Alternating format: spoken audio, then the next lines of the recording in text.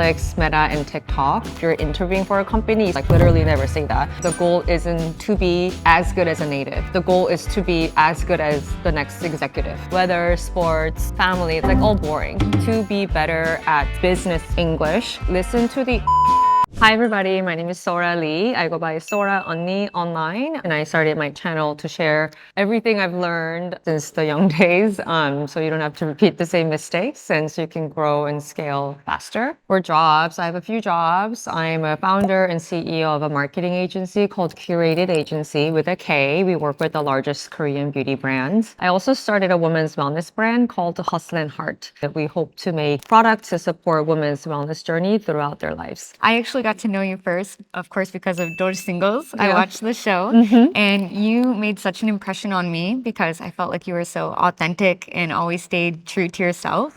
How was your experience on the show and did it impact your career or life at all?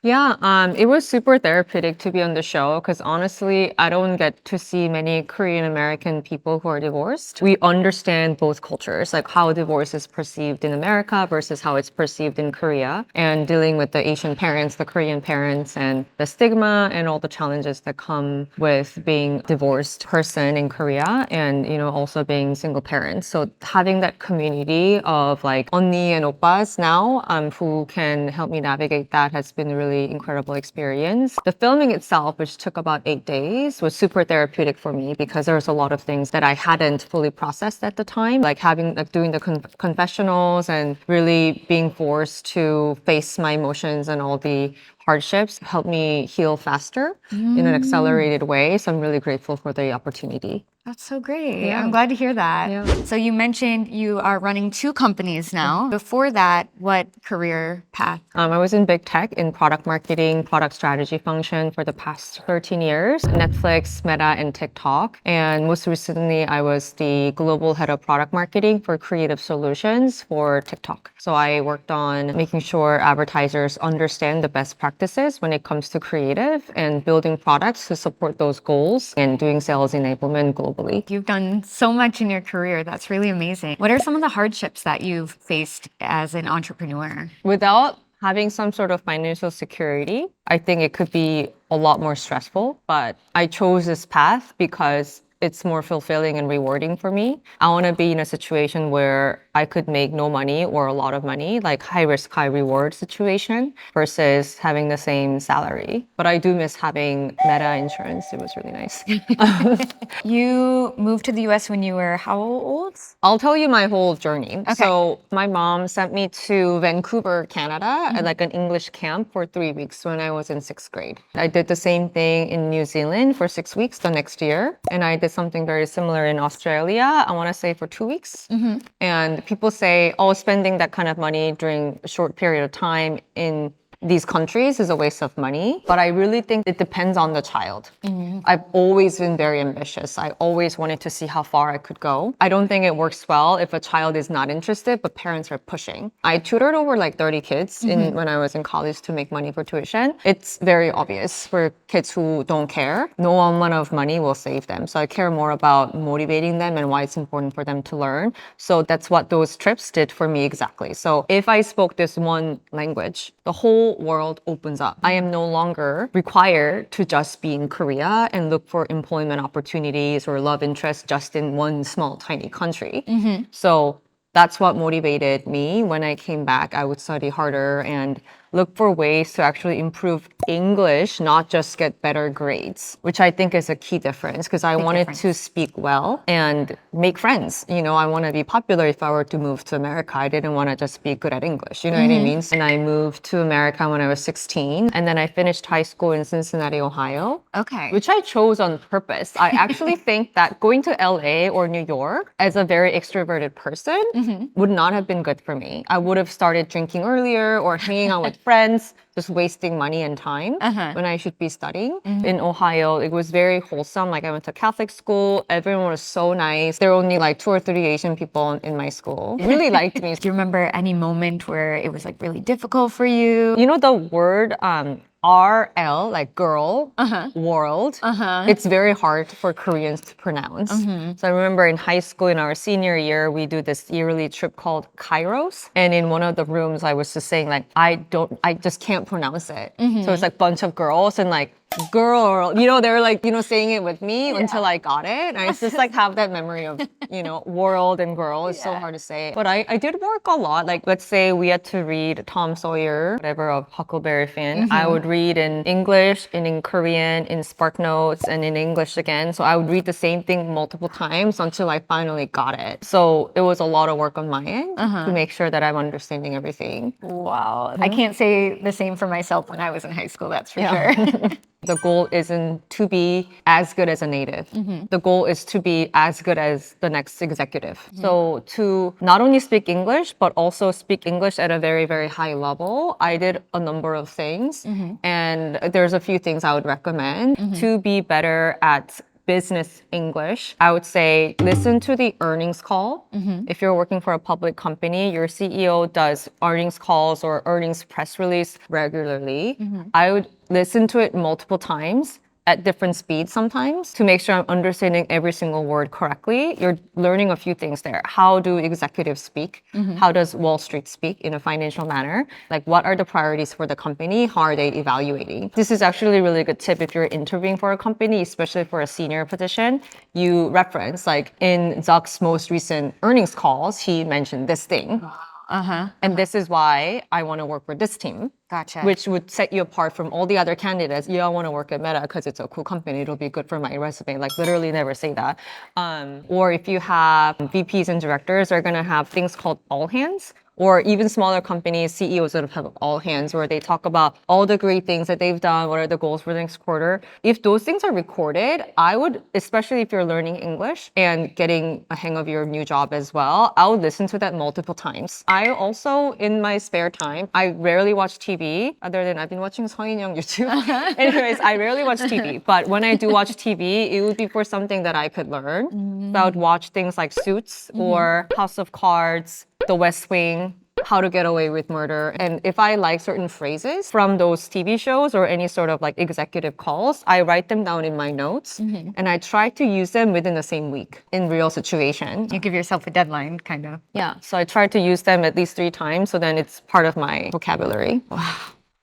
Do you think grammar is like very important to be able to communicate with people in a daily basis in the US? Grammar is still important, but I do think that Koreans over-index on grammar. Having the idea matters more. To be honest, just because you speak English doesn't make you smart. Like you need to have the material. So like on the other hand, when you know your stuff, don't feel like you're gonna sound stupid because your English is not perfect. Have confidence, because I think Koreans always like, oh, like where's the subject and the verb, like always like forming sentences in their head. But actually memorizing things is super helpful. So when I was younger, I just memorized the entire Mulan and the Truman Show. If you do that, then sentences just come out of your mouth without having to like form them in your head. So watch something that's like uplifting, not a lot of cuss words, but like rom-com or just like lifestyle things. So that's why I thought The Truman Show was a really good one, or Friends is a good one. And I would also do something called shadowing. Whenever they're speaking, like say the same thing right after and like really act. Don't just like monotonously read what they're saying, but like act like you are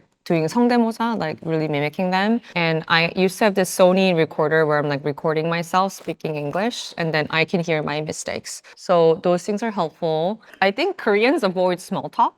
But it's really important, actually. I used to think that I have to watch sports just to fit in. Be who you are. And I think at work, especially if you're a Korean person working in America, like there's so much interest in Korean culture, Korean skincare, K-pop. So if they're interested, like you can talk about that. Or like if someone asks you what's your favorite K-beauty product, like go all in on it, like leaning into who you are. And I think it's actually helpful because people want to hear typical like, oh, how was the weather when you went there? Like that's boring. But I think, oh, we had a Chuseok festival this week. weekend. Oh, what is that? Korea used to be an agricultural country and we celebrate harvest and we do these things. That's so much more interesting. Small talk doesn't need to be the same thing. You know, we think it's like weather, sports, family. It's like all boring. But I think going one layer deeper, I think is also helpful. I think you're very motivated, confident, and enthusiastic person. I just like want to know where does it come from, and then how do you maintain it after you achieve so much too?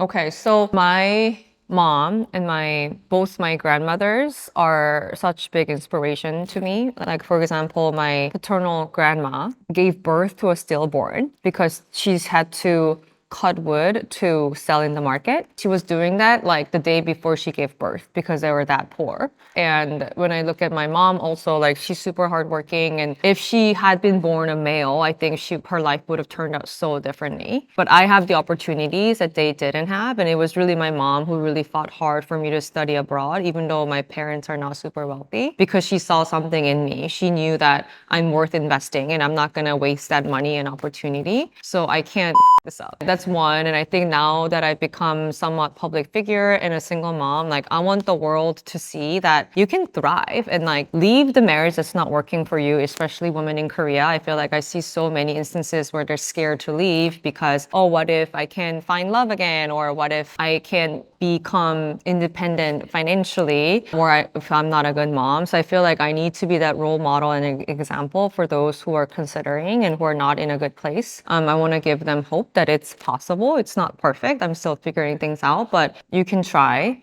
You are an excellent role model. Do you have any tips for women that maybe want to jumpstart their career? Oh, there's so many tips. I would say impress everybody you meet along the way. A lot of people, especially when they're working for a very small company or working with junior people, they think that, oh, I'm never going to see them again, or I'm too good for them. So they don't put in their full selves. But I've seen so many instances where like this one startup I worked at right after college, the chief technology officer, CTO, ended up becoming a director at Meta. He's the one that referred me to Meta.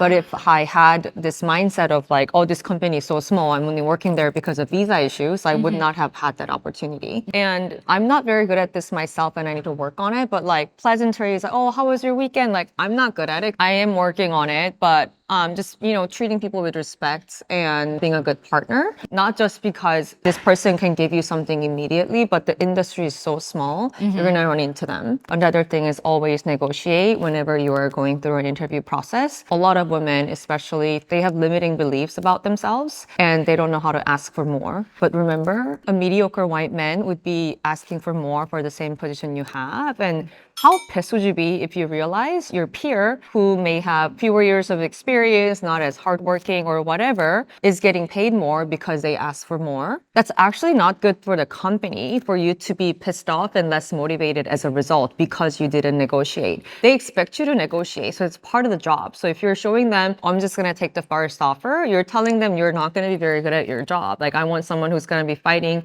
tooth and nail to whatever negotiation, whatever contract that they're reviewing. So that's actually a good thing that you're showing your capabilities. The worst thing is they could say no, or they could give you something else, or they give you a smaller bump than you want. But not asking for more is never a good idea. That's a good point. I think a lot of people are often scared to negotiate, but like you said, the worst they can say is no. So yeah, you already made it that far. Finding a new candidate, that's so much money and time that they have to spend on their end. So they're going to give it to you, Very especially true. if your interview process included directors and VPs and their hours are like expensive. So they're not going to say no because you asked for a few more thousands of dollars. Very true. So you're running your own businesses. You also have a family. You're a mom. How do you balance all of that? And what are maybe some like misconceptions that people have about like working moms? I think especially being a mom, a lot of moms, and I've seen this with Korean moms more so, is that they feel like they have to do everything. And that's what being a good mom looks like.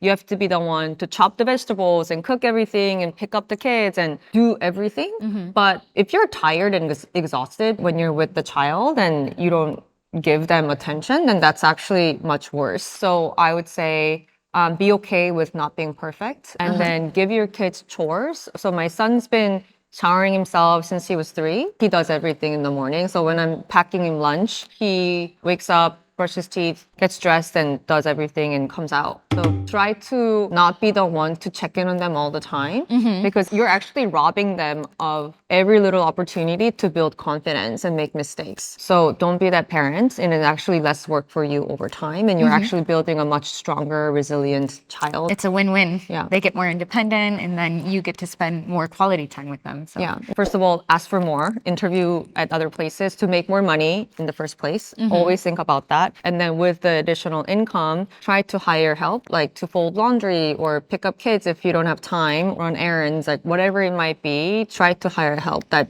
does not need to be you. gotcha. So I have ADHD. In Korea, growing up, everyone's like, you're so distracted all the time, like 산만하다. But actually, don't give up. That's your superpower, you know? ADHD means like, I have lots of interests, but then things that I'm interested in, I go really deep and I get obsessed with it. You know, I think in the age of AI, like just all these 전문직 service roles like lawyer, it's just all gonna get taken over by AI. So now your superpower is your creativity and having big dreams, not having limiting beliefs. And sometimes like, who am I to be doing those things? And like, You're Sora yeah, Ani.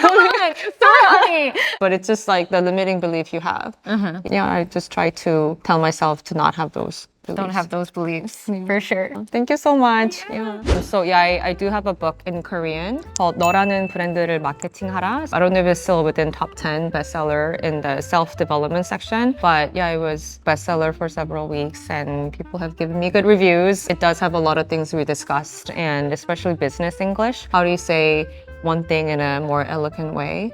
So I recommend you guys check that out. Definitely. We'll share the link for sure in the comments. So definitely check it out. Thank you so much for coming today and sharing your story and letting us ask you some questions. Really appreciate it. Yeah, thank you. Good luck with your English journey. Bye. Bye.